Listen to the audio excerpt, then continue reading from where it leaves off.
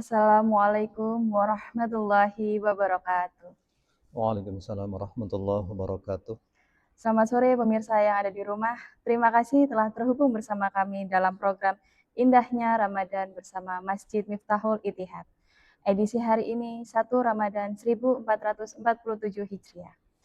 Program ini tayang setiap harinya pada pukul 4 waktu Indonesia bagian Barat selama bulan suci Ramadan dan disiarkan di platform YouTube Masjid Miftahul Itihad. Senang sekali saya Dinda Putri Cantika selaku host yang bertugas pada sore hari ini bisa menemani pemirsa yang ada di rumah dalam program Indahnya Ramadan bersama Masjid Miftahul Itihad. Sebuah ruang untuk belajar, merenung, dan memperbaiki diri selama bulan suci Ramadan tahun ini. Bulan Ramadan selalu datang membawa suasana yang berbeda, bukan cuma soal menahan lapar dan haus, tetapi juga tentang menahan diri, memperbaiki hati, dan memperkuat hubungan kita dengan Allah Subhanahu wa Ta'ala dan sesama manusia. Di episode perdana pada kali ini, kita akan mengobrol santai tetapi mendalam tentang makna dan hakikat puasa Ramadan. Sebenarnya, apa sih tujuan puasa? Dan bagaimana agar Ramadan kita tidak cuma berlalu begitu saja? Untuk membahas tema yang luar biasa ini, telah hadir bersama kami seorang narasumber yang insya Allah akan memberikan pencerahan dan nasihat bagi kita semua. Langsung saja mari kita sapa Ustadz Ali Thohir. Assalamualaikum Ustadz. Waalaikumsalam warahmatullahi wabarakatuh. Beliau merupakan Wakil Sekretaris Lembaga Fasul Masail PCNU Kota Surabaya. Bagaimana kabarnya Ustadz hari ini? Alhamdulillah, Alhamdulillah. baik. Puasa lancar Ustadz hari ini? Lancar, Alhamdulillah. Semoga masih lancar sampai akhir nanti ya Ustadz. Amin ya rabbal alamin. Ustadz, terima kasih sudah meluangkan waktu untuk hadir di program kita hari ini. Oke, sami-sami. Baik, langsung saja kita mulai Ustadz. Puasa sering dipahami sebagai menahan lapar dan haus dari terbit fajar hingga terbenamnya matahari. Namun sebenarnya Ustadz, apa makna puasa Ramadan yang paling mendasar menurut Islam? Dan mengapa puasa menjadi ibadah yang sangat istimewa dibandingkan ibadah lainnya? Oke. Baik. Assalamualaikum warahmatullahi wabarakatuh. Waalaikumsalam warahmatullahi wabarakatuh. Alhamdulillahirabbil alamin wa bihi nasta'inu ala umurid dunya waddin. Allahumma shalli wa sallim wa barik ala sayyidina wa maulana Muhammad wa ala alihi wa sahbihi ajma'in amma ba'da. Yang sangat saya hormati, tentu pertama seluruh jamaah Masjid Miftahul Itihad, Masjid Miftahul Itihad, seluruh remaja Masjid Miftahul Itihad. Mudah-mudahan Allah Subhanahu wa Ta'ala senantiasa menjaga kita semua. Hafizakumullah jami'ah, amin ya rabbal alamin. Tentu pertama kami sangat senang dengan program yang diadakan oleh anak-anak muda, terutama ketika bulan Ramadan ini, yakni program Indahnya Ramadan yang sengaja ditayangkan melalui channelnya, yakni channel YouTube Miftahul Itihad TV. Mudah-mudahan ini memberikan manfaat, memberikan keberkahan, khususnya bagi saya pribadi, umumnya untuk seluruh kaum muslimin, amin ya rabbal alamin. Baik, dari materi yang telah disampaikan, pada saat ini kami dari apa yang ditanyakan oleh yang ada di samping saya ini, tadi beliaunya menanyakan hal-hal yang berkaitan dengan puasa. Maka yang ingin kami sampaikan pertama di situ adalah pengertian daripada puasa itu sendiri. Kemudian nanti itu akan berlanjut kepada hakikat daripada puasa itu sendiri. Berbicara tentang pengertian puasa, itu secara bahasa, puasa itu sendiri adalah al-imsak, as-shaum al-imsak, lughatan al-imsak. Jadi puasa secara bahasa itu adalah menahan diri. Menahan dari apa saja, itu sudah dikategorikan shaum, yang artinya itu puasa. Tapi secara syariat, secara istilah, puasa itu adalah al-imsak atau as-saum, al-imsak an jami'il muftirat ala wajhil maksus, yakni menahan diri dari hal-hal yang dapat membatalkan puasa, seperti halnya yang umum itu makan, minum, dan yang lain-lain. Tentu dengan cara-cara yang telah ditentukan, oleh syariat. Nah, itulah yang disebut dengan puasa, menahan diri. Menahannya itu adalah min tulu'il fajri ila maghibis syams, yakni mulai dari terbitnya fajar subuh sampai terbenamnya matahari. Makanya yang namanya puasa itu adalah ya tidak makan, tidak minum, dan tidak melakukan aktivitas yang dapat membatalkan puasa. Startnya itu adalah mulai dari waktu subuh, fajar shadiq itu sampai terbenamnya matahari.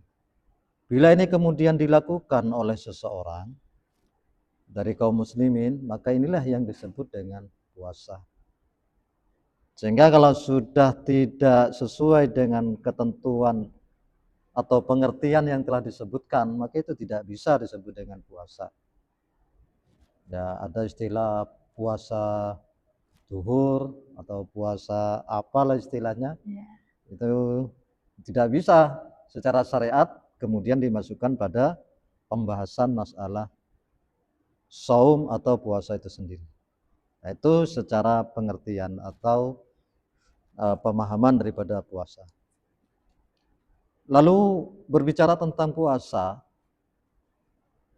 Allah Subhanahu wa taala di dalam Al-Qur'an surah Al-Baqarah ayatnya di situ adalah 183. Allah berfirman, "Ya ayyuhalladzina amanu kutiba alaikumusiyam kama kutiba alal ladzina min qablikum la'allakum tattaqun." Yang artinya adalah, wahai orang-orang yang beriman, telah diwajibkan atas kalian, yakni puasa, sebagaimana telah diwajibkan atas orang-orang sebelum kalian. Tujuannya di situ adalah kata Allah, la'allakum tattaqun, agar supaya kalian ini menjadi orang yang bertakwa. Lah ini sebetulnya yang dimaksud dengan hakikat daripada puasa itu sendiri. Jadi puasa itu bukan kemudian hanya orang itu tidak makan, orang itu tidak minum, orang itu kemudian tidak melakukan aktivitas yang dapat membatalkan puasa, akan tetapi tujuan akhirnya, hakikat daripada puasa itu la'allakum tattaqun, agar kalian, kata Allah Subhanahu wa taala, itu menjadi orang yang bertakwa. Nah, kalau di dalam tafsir Jalalain itu dikatakan la'allakum tattaqun ayil ma'asiyah, yakni agar tidak melakukan kemaksiatan.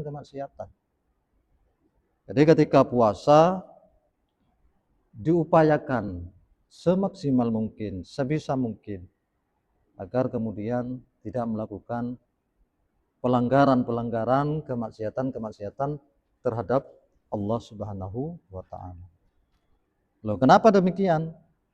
Karena kata ulama, fa innahu yukatsirus syahwah. Yang namanya puasa itu dapat memecah syahwat. Syahwat itu bisa dikurangi, syahwat itu bisa dicegah. Itu diantaranya dengan cara berpuasa. Baik.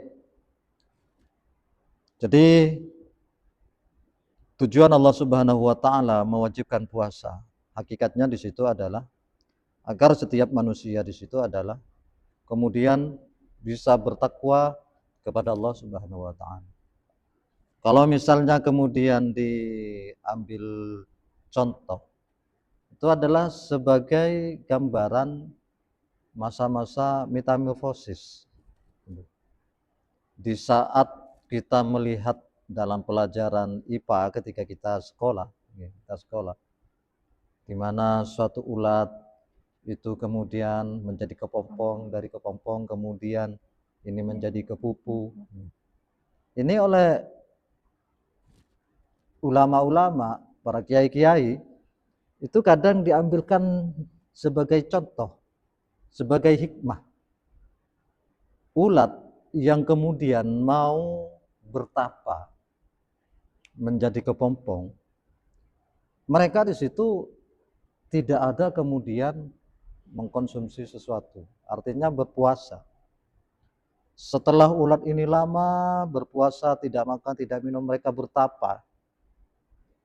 Umpama manusia mereka itu hanya zikir kepada Allah, fokus mendekatkan diri kepada Allah Subhanahu wa taala. Maka yang terjadi ketika ulat ini selesai, Allah memberikan keistimewaan yang luar biasa. Yang dulunya ketika ulat ini masih bernama ulat, hampir setiap orang yang lewat menjumpai hewan ini pasti merasa takut. Mereka merasa terganggu. Mereka khawatir nanti bulu-bulunya akan menempel dan menyebabkan gatal.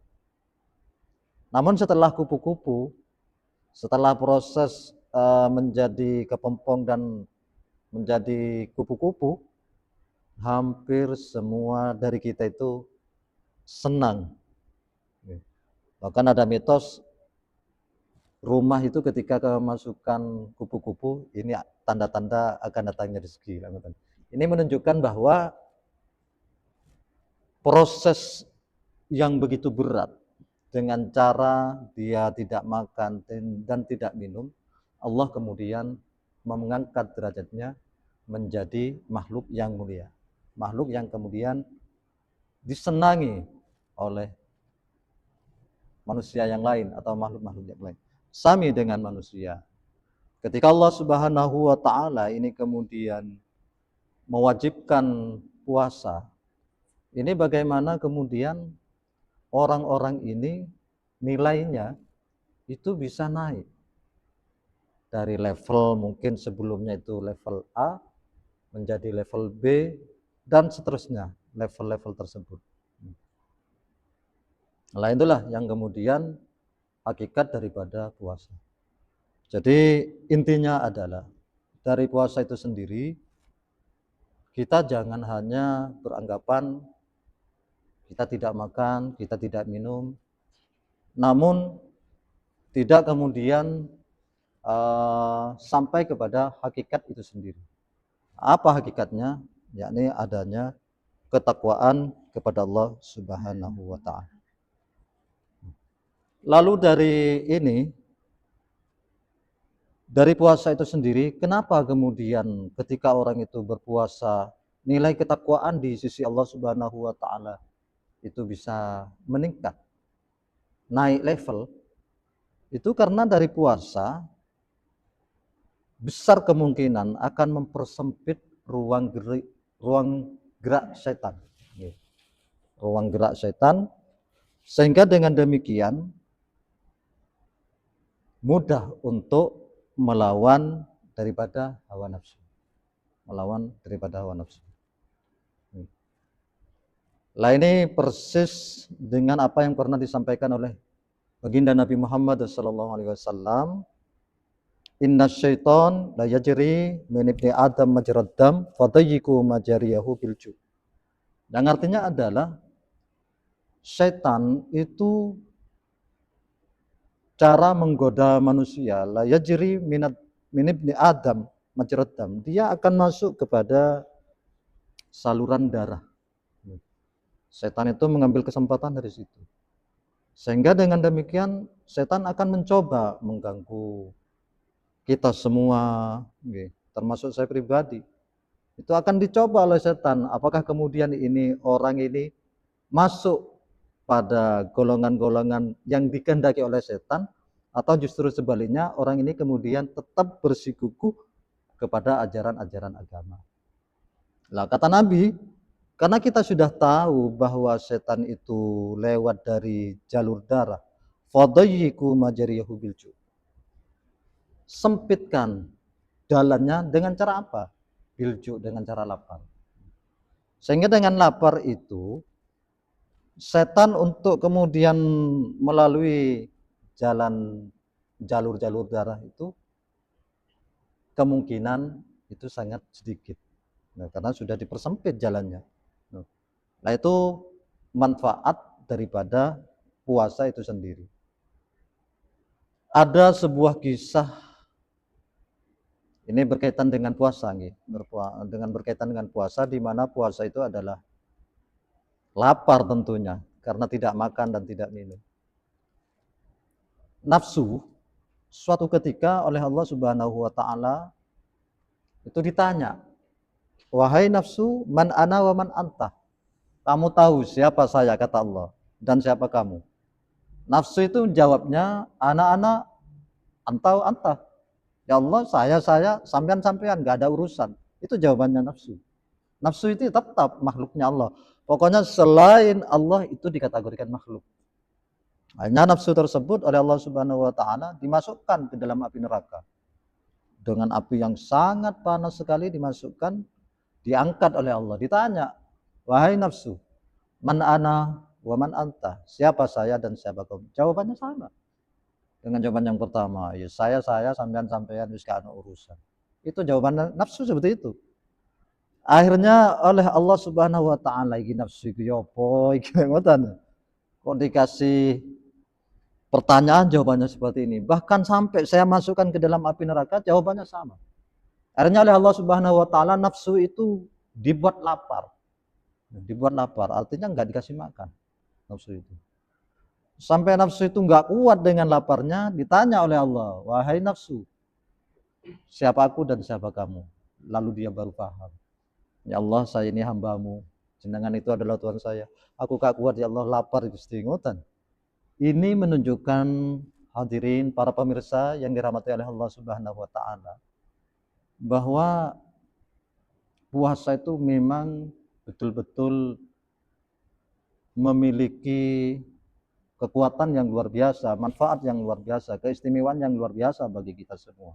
Makanya Allah menggarisbawahi di ayat tersebut di terakhir, la'allakum tattaqun, agar kalian semua itu menjadi orang-orang yang bertakwa. Harapan saya mudah-mudahan saya pribadi, Al-Fakir, kita semua yang hadir, para pemirsa, diberikan kekuatan oleh Allah menjalani puasa selama bulan Ramadan sampai selesai sempurna, sehingga di akhir nanti Allah memberikan predikat kepada kita semua orang-orang yang betul-betul bertakwa di hadapan Allah Subhanahu wa taala. Amin ya rabbal alamin. Itu yang bisa kami sampaikan. Kami kembalikan kepada yang mengatur acara pada kesempatan kali ini. Monggo, Mbak. Ustadz, ini ada pertanyaan. Kalau kita Nggih. bicara tentang hakikat puasa, kan sering disebut sebagai tujuannya membentuk pribadi yang bertakwa. Nggih. Menurut Ustadz, bagaimana tanda-tanda puasa kita benar-benar berdampak dalam kehidupan sehari-hari? Apakah hanya terasa saat Ramadan saja atau seharusnya berlanjut setelahnya? Nah, nggih, baik. Pertanyaan yang luar biasa ini. Bagus sekali. Jadi ini hampir di semua ibadah, nggih. Misalnya haji. Ciri-cirinya ibadah haji itu mabrur, diterima oleh Allah Subhanahu wa taala. Itu ada athar. Athar itu pengaruh. Jadi tidak selesai cukup dengan proses haji itu, enggak. Tapi ketika dia kemudian keluar daripada proses pelaksanaan haji, atharnya itu masih melekat. Misal nih, ketika orang itu melaksanakan haji, dia tuh semangat berjamaah. Ketika dengar adzan, Allahu Akbar di tanah haram, beliau itu langsung tersentak, ingin berjamaah terus. Nah ini kemudian kok terbawa ketika pulang ke rumahnya masing-masing, ke negerinya masing-masing. Saya yakin ini adalah termasuk ciri-ciri bahwa ibadah tersebut berpengaruh kemudian. Sama dengan puasa. Jadi betul apa yang ditanyakan tadi, apakah ini hanya selesai ketika bulan puasa, Ustaz? Tidak. Jadi ketika puasa itu selesai, ciri-ciri ini kemudian puasa diterima oleh Allah Subhanahu wa taala. Puasa ini kemudian betul-betul diridhai oleh Allah Subhanahu wa taala. Ciri-cirinya itu ada atharnya. ada pengaruhnya, ada bekasnya. Misalnya ketika bulan puasa kok semangat jamaahnya, kok di akhir puasa, di luar puasa, di Syawal, ketemu puasa berikutnya, ibadahnya kok lanjut, syukur-syukur kok tambah semangat. Insya Allah puasanya ini diterima oleh Allah Subhanahu wa taala. Termasuk ibadah-ibadah yang lain. Jadi intinya ciri-ciri daripada ibadah itu kemudian diterima oleh Allah Subhanahu wa taala, ibadah itu sendiri punya athar, punya bekas, dan athar ini terus berlanjut. Itulah yang kemudian ditanyakan tadi, apakah hanya cukup dengan bulan Ramadan saja Ustaz ya? Boten. Jadi harus berkelanjutan, seperti itu, harus berkelanjutan. Nggih, monggo. Meski sudah rutin puasa tiap tahun Ustadz, kenapa nggih Ustadz? Kita kadang cuma merasa hausnya saja, tapi maknanya masih belum dapat. Itu gimana nggih Ustadz? Nggih, baik, terima kasih. Selama bulan Ramadan kita hanya merasakan haus, kemudian makna dari itu sendiri seakan-akan kok tidak ada Ustaz. Karena ini sebetulnya pernah disampaikan oleh baginda Nabi Muhammad sallallahu alaihi wasallam, kam min shaimin laisa lahu illal ju' laisa lahu min siyamihi illal ju' wal atas. Kata Nabi Muhammad sallallahu alaihi wasallam, banyak orang berpuasa menahan lapar, menahan haus, tapi sebetulnya dia tidak memperoleh apa-apa dari puasanya. Dia hanya mendapatkan haus, dia hanya mendapatkan lapar. Selebihnya tidak ada. Ini langsung disampaikan oleh baginda Nabi Muhammad SAW. Kenapa demikian? Puasa itu sebetulnya tidak hanya menahan lapar, tidak hanya menahan haus, tetapi juga harus mampu menahan dari hal-hal yang dapat mengurangi puasa, pahalanya, yang dapat mengurangi pahala puasa. Kata siapa Ustaz? Seperti apa Ustaz? Ya aminun sewu, ini bulan puasa, seperti ngerasani ghibah. Nggak tahu bahasa Indonesianya apa nih? Gosip. Oh, gosip, bahasa artisnya niku gosip. Gosip. Lah niku ini termasuk hal-hal yang dapat mengurangi pahala puasa. Jadi kata Nabi Muhammad SAW, dia tidak mendapatkan apa-apa dari puasanya kecuali lapar dan haus. Nah, kalau boleh saya menambahkan cerita, dulu itu ada orang lapor kepada Nabi Muhammad SAW. Ya Nabi, ini ada orang perempuan sakitnya parah ya Nabi. Seakan-akan dia mau mati tapi nggak mati-mati. Orang ini ada dua. Lalu oleh Nabi Muhammad SAW didatangi. Yang namanya Nabi kan Allah Subhanahu wa taala tentunya sudah memberikan tanda-tanda, sudah memberikan kabar tentang keberadaan ini. Nabi Muhammad kemudian nyuruh orang perempuan tadi yang sakit, coba kamu ambil wadah. Hanya ambil wadah, Pak. Wadah itu ya istilahnya apa ya, gelas lah, seumpama gelas. Perempuan yang satu itu suruh muntah oleh Nabi, muntah. Dia muntahnya itu mengeluarkan darah yang kental, bukan hanya itu, mengeluarkan daging juga, seakan-akan ada dagingnya, pokoknya menjijikkan. Yang satunya sama, muntah darah, ada dagingnya di situ. Bahkan sampai di situ dikatakan bahwa baunya itu sangat menyengat. Tidak ada orang yang kemudian dekat dengan orang yang sakit ini, perempuan. Jangan tersinggung ya. Jangan tersinggung. Lah, ketika disampaikan kepada Nabi oleh yang lain, ya Rasul, orang ini luar biasa ya Rasul. Hampir tiap hari orang ini puasa. Kenapa bisa demikian? Hanya disampaikan oleh Nabi Muhammad SAW, betul dia puasa, akan tetapi dia kerjanya makan daging saudaranya. Maksudnya apa makan daging saudaranya? Giwau niku gosip. Gosip. Gosip. Makanya Allah kan mengatakan, berfirman, wala yaghtab ba'dukum ba'da ayuhibbu ahadukum ayyakula lahm akhi. Ojo sampai gosip ngerasani orang lain. Ayuhibbu ahadukum, mosok salah satu di antara kalian ku senang ayyakula lahm akhi, makan daging saudaranya. Itu. Jadi niki salah satu contoh yang ditanyakan oleh jenengan, kenapa kemudian ada orang puasa terus tidak mendapatkan pahalanya Ustaz, yaitu dia hanya fokus tidak makan tidak minum, akan tetapi tidak memperhatikan hal-hal yang dapat mengurangi pahala daripada puasa itu sendiri. Itu yang bisa kami sampaikan. Terakhir Ustadz, Oh, nggih, sekarang kita masuk ke realitas sehari-hari. nggih. Di era media sosial ini, godaan itu bukan cuma soal makan dan minum, tetapi juga emosi, komentar, dan konten yang kita konsumsi. Nggih. Menurut Ustadz, bagaimana generasi muda bisa menjaga hakikat puasa di tengah tantangan zaman sekarang? Nggih. Kaitannya dengan konten-konten. Konten-konten. Maksudnya ketika anak muda tersebut melihat konten-konten seperti itu, posisinya puasa. Posisi puasa. Oh, artinya katakanlah saya pegang HP, bagaimana cara saya pribadi kemudian bisa melihat konten-konten dalam HP itu dan posisinya puasa. Menahan godaan. Oh, menahan godaan, nggih.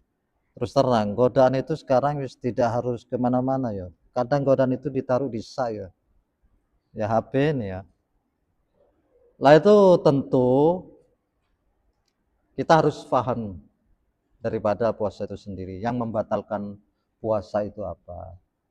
Kita yang tahunya yang membatalkan puasa makan, minum, gitu. Kemudian kalau dalam fikih itu ada sengaja muntah, gitu. Atau ya yang lain-lain lah. Ternyata ada hal-hal yang tadi saya sampaikan bahwa puasanya tidak batal, tapi pahalanya tidak ada. Gitu.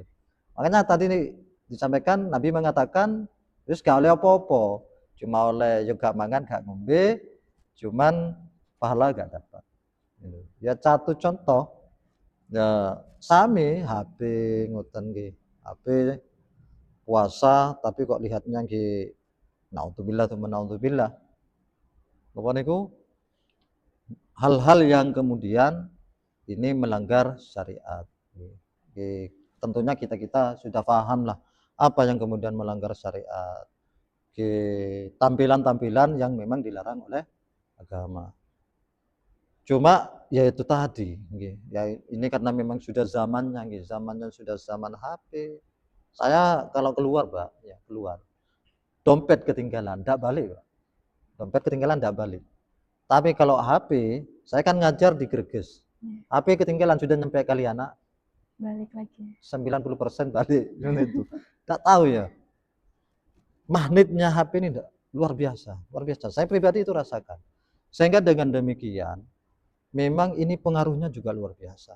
Maka daripada itu, untuk anak-anak muda, untuk anak-anak remas tentunya ya harus waspada lah, harus tahu kemudian memanfaatkan ini. Bahasanya itu adalah jangan kemudian kita dimanfaatkan oleh media, sebisa mungkin kita yang memanfaatkan media dalam artian hal-hal yang positif. Lebih-lebih dalam puasa, ngoten nggih. Eman dalam posisi puasa, lalu terjadilah apa yang pertanyaan tadi jenengan tanyakan kepada saya seperti itu. Itu yang bisa kami sampaikan. Masya Allah. Luar biasa sekali pembahasan kita pada hari ini. Dari obrolan kita hari ini kita belajar bahwa puasa bukan hanya sekedar rutinitas tahunan. Puasa adalah proses latihan diri, melatih kesabaran, kejujuran, empati, dan kepekaan sosial. Semoga Ramadan kali ini bukan hanya menahan lapar dan haus, tetapi juga menjadi momentum untuk menjadi pribadi yang lebih baik. Amin, amin, amin. Baik Ustadz, mungkin ada closing statement atau mungkin ada yang ingin disampaikan terkait tema kita pada sore hari ini? Oke, karena saat ini suasananya masih suasana Ramadan, suasana puasa, harapan saya, khususnya saya pribadi Al-Fakir, Mudah-mudahan di saat kita keluar daripada Ramadan ini, posisinya adalah posisi fitrah, posisi suci, lepas dari dosa, kayaumi waladathu ummuh, seperti anak yang baru dilahirkan oleh seorang ibu. Amin ya rabbal alamin. Kula piyambak, saya pribadi, di semuanya yang hadir, para pemirsa, para jamaah yang juga ikut menyaksikan, mudah-mudahan Allah memberikan kekuatan, memberikan taufik untuk kemudian menggapai hakikat daripada puasa itu sendiri, yakni la'allakum tattaqun. Amin ya rabbal alamin. Itu saja yang bisa kami sampaikan. Dari saya kurang lebihnya mohon maaf, yang sebesar-besarnya wallahu a'lam bishawab. Baik, terima kasih Ustadz Ali Thohir yang sudah berbagi ilmu kepada kita semua pada sore hari ini. Dan terima kasih juga untuk sahabat YouTube Masjid Miftahul Ittihad yang telah menyaksikan program Indahnya Ramadan bersama Masjid Miftahul Ittihad. Jangan lupa terus saksikan dan ikuti seluruh program-program Syiar Ramadan, dan jangan lupa untuk like, komen, subscribe, dan share agar kebaikan ini bisa sampai ke lebih banyak orang. Akhirul kalam, saya Dinda Putri Cantika selaku host yang bertugas pada sore hari ini. Pamit beserta kru yang bertugas. Terima kasih dan sampai jumpa. Wassalamualaikum warahmatullahi wabarakatuh. Waalaikumsalam warahmatullahi wabarakatuh.